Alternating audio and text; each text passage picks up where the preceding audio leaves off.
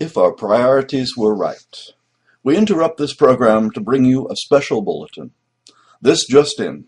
The governor today declared a statewide emergency in response to the current severe chronic shortage of poetry.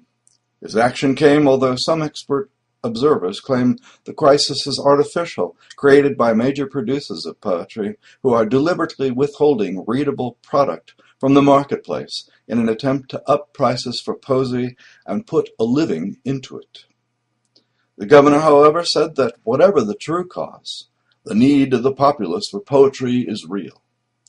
And accordingly, this crisis of words and meaning will be dealt with immediately by strong action coordinated from his office in the state capitol.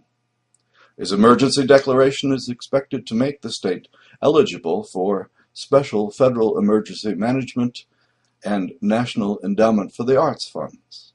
In addition, the governor will soon appoint, he said, a blue ribbon commission on metaphorical utterance, charged to seek the sources and solutions for this crisis of the spirit, this failure to satisfy the dire need of common citizens everywhere for the sustaining grace of poetry, the wonderful words of transcendence.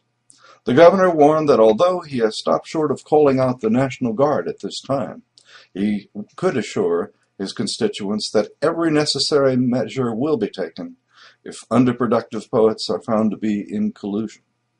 He will not tolerate an illegal strike in restraint of the interstate trade in versifications, he said. He added that a special session of the legislature to deal with the poetry shortage may be called at a later date to consider the findings of the Met-U Commission. Newsstand prices of publications with comprehensible poetry in them have skyrocketed recently as new readable verses began to be in very short supply. A black market in literary magazines containing the poems of the less obscure new poets has begun to flourish in some major cities despite efforts by many jurisdictions to outlaw the resale of such publications and ban their sale to minors. In Berkeley recently, a chanting mob set upon and beat a bookshop owner who allegedly was charging more than the publisher's suggested retail price for the magazines on his shelves. In several cities, public vigils have been established outside stores and newsstands a few days before the beginning of each month, as poetry-hungry masses await delivery of next month's issues by distributors, reading aloud from America's favorite poems and the annual Best Poems books.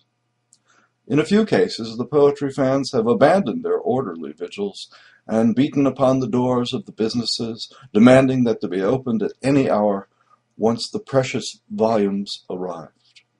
Some cynics suggested that the governor's high profile on this issue reflected the fact that members of the Poetry Society of America and the American Academy of Poets were major donors to his most recent re-election campaign.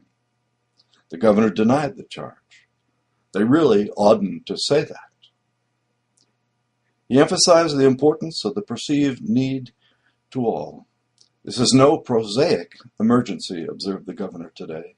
The citizenry has a right to expect for poets everywhere to comply with last year's Full Poetry Production Act.